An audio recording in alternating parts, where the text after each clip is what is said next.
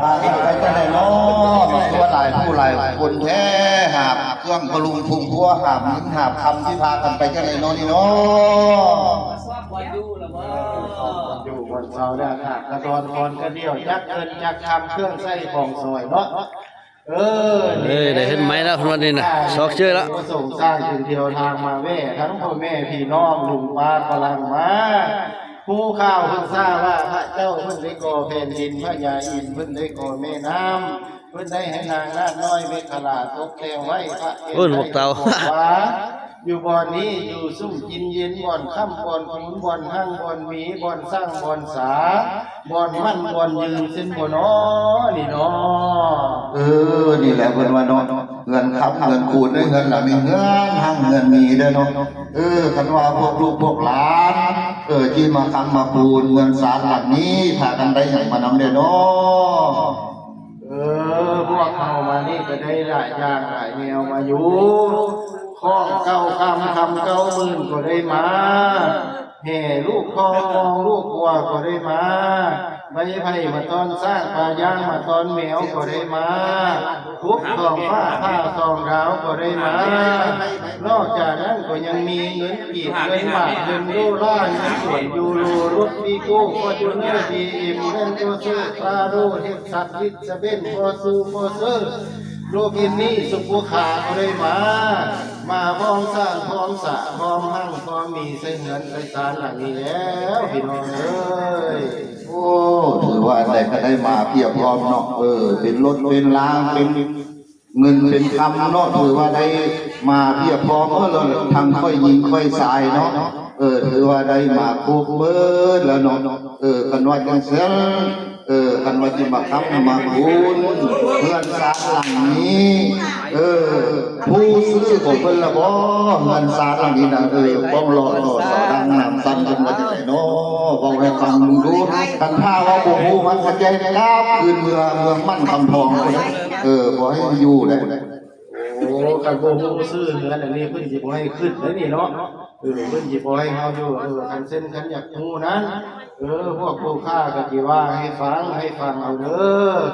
เสาต้นที่1ชื่อว่าพิทักษ์กรมนางงามต้นที่2นางเมืองทมต้นที่3สมพนครต้นที่4ท้าวขุนเมืองต้นที่5เมืองพระราหุลต้นที่6ขุนพระคลังต้นที่7บางโพยไผ่ต้นที่8ชัยยะมงคลต้นที่9ใจตั้งมั่นคันใดเฮือนหลังนี้ชื่อว่าท้าวบุญคงข้างตรงชื่อว่าท้าวองค์อาจแป้งกะชื่อว่าท้าวบุญเย็นบาทสินชื่อว่าท้าวตัดซื้อดังสีญัวคือชื่อว่าท้าวคำแข็งเครื่องเสน่ห์ชื่อว่าท้าวอรไม้อกไก่ชื่อว่าท้าวบุญโฮมปานหลมชื่อว่าท้าวบุญหนาหลังคาชื่อว่าท้าวปกป้องเฮือนหลังนี้ยกขึ้นแล้วคือว่างามต้องยองแล้วชื่อว่าท้าวบุญมั่นควรมืนแม่นบ่น้อพี่น้องเอ้ยนอนกลางคืนคือสินอนรับฝันดีมีแต่โชคนอนกลางเวรเคาะก็สิบ่มาเห็นเวรก็สิบ่มาไกลมีบ่เพิ่นว่าเฮือนอินพงตกแต่งเฮือนพระยาแถงตกแต่งไว้แดงไว้ให้เป็นมูลพวกผู้ค้าได้พากันมาขึ้นอยู่แล้วคือสิคำสิคูณมูลมั่งเงินคำคือสิอ่างเต็มตูกเข้าเปลือกคือสิคูณเต็มเล้าเลี้ยงลูกเต้าคือสิอยู่ซุ่มกินเย็นมีบ่เพิ่นว่าเฮือนเศรษฐีมูลมั่งเงินคำอ่างเข้ากระบุงเฮือนอยู่ซุ่มกินเย็นเป็นเพราะสิ่งของพวกผู้ค้าแล้วบ่เนาะวาสนานำส่งแล้วบ่เนาะเจ้าต้องร้องทองคำมันล้ำค่า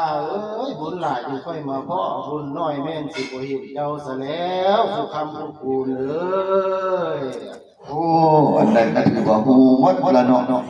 บัดนี้ก็สิได้ถามผู้เฒ่าอยู่เฮือนนี่เพิ่นเด้อเห็นผีบอกแม่เขาบ่นอนไม่ตูเนาะวันนี้แม่เยอที่ว่าให้ฟังลูกหลานมานี่นะมาเต้ามาโฮมาค้ำมาคูนเนาะเงื่อนหลังนี้3ห้องขันไปลูกเนื้อแต่ละอันเครื่องถึงก็มีเก้าแม่เยอที่บอกให้เจ้าเสาก็ใหญ่3 กำตั้มไตรลำก็ลงลิ้น3 ศอกบอกให้พวกมึงเจ้าเสาก็ใหญ่3 กำตั้มไตรลำลงลิ้น3 ศอกบอกให้เจ้าสายลามาถาม ต้นมะขามนี่ย่าเยอะก็ปลูกเรียนกันเป็นตายเรียนใช้ได้ต้นมะเขือกันดาพวกลูกมาถามหาคือคนดึงแก่นแต่ที่แม่ลูกพ่อแม่เดียวกันเลยเนี่ยเนาะของสำคัญพวกลูกก็ได้มาเป็นแล้วมาเจอลาคือมาตักก่อนลูกเอ้ยมาค้ำกับปูนขาดย่าเยอะกันใดเลยเด้อเอาคนนี้ก่อนกันตัวยาวเลยขึ้นมาแล้วชื่อนะผู้ที่มาค้ำมาปูนมันซื้อเท้าอย่างน้ำอย่างน้อนี่เนาะที่มาค้ำมาปูนที่มาเอาเงินมาค้ำมาปูนที่นางบอกให้ย่าเยอะฟังได้ดูมีเดือนเท้านางคำแก้วเท้าบุญเงินบุญคำบุญแล้วซื้อเพิ่นนำมาค้ำมาปูนนี่นะเงินหลังนี้ซื้อเพิ่นอย่างนี้แต่ซื้อมันม้วนก็เอาคำว่าเส้นก็ขึ้นมาซันเลยวันนี้ขันว่าจะเส้นเนาะอันนี้เพิ่นก็ฮู้หมดแล้วเนาะก็สิขอบเจ้าที่เจ้าทานเจ้าเงินเจ้าทานทำนี้ให้กันเด้อสาธุพุทธังธัมมังสังฆังองค์พระพุทธธรรมังสังฆังบูชาธรรมบูชาบูชาสังฆบูชานี่แล้วมีลูกหลานมาตั้งแต่บุญเมืองมันคำทองบุญมาขออยู่ขอเสามาขอคำขอคุณสนั่นขอให้เจ้าเงินเจ้าสาร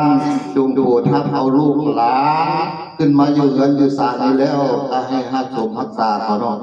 ตีนอย่าให้เจ็บเล็บอย่าให้ปวดลูกหลานคิดอะไรก็ขอให้ได้ใครอะไรก็ขอให้มีเนาะขอให้หักสมรักษาลูกหลานสนั่นให้พุทธุภาพเอาก็ญาทันใดสบัดนี้เอาพาลูกหลานเอาครอบญาทันใดแล้วก็ขอเสริมขึ้นถึงเงินถึงสามพี่เนาะ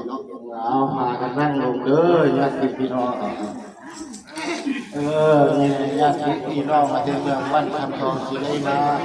เที่ยวขึ้นเล่นห้องลงอย่าให้เจ็บแข้งไม่ปวดขาอย่าให้เจ็บตาไม่ปวดท้อง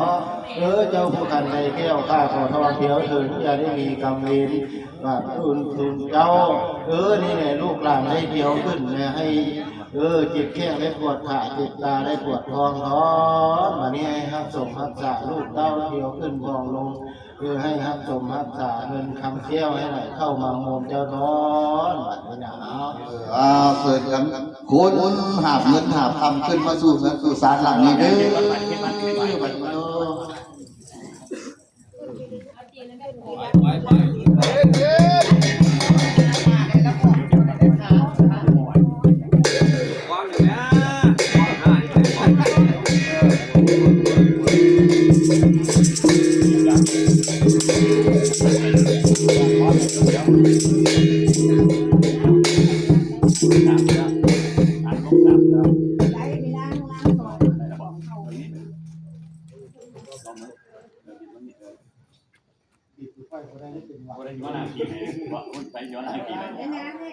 ไม่ใส่นี่นะ